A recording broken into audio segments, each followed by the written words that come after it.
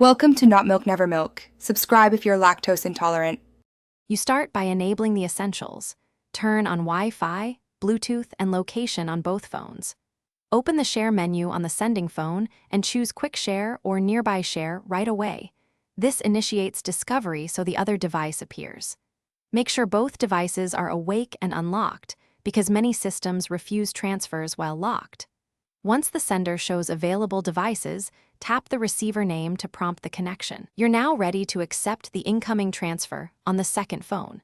You now pick exactly what to share, select photos, videos, or a file and tap Share Quick Share or Nearby Share. On the receiving phone, accept the incoming connection and any permission prompts.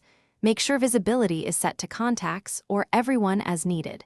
You should see a transfer progress indicator. Keep both screens on and avoid moving far apart.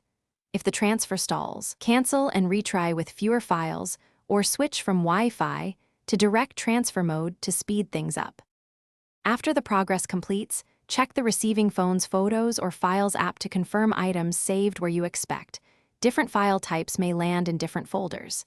If anything is missing, resend just those items or use the Share menu's Create Link option.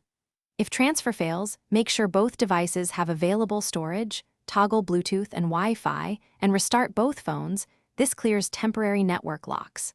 Finally, try pairing via QR code or move to a different room to avoid interference if problems.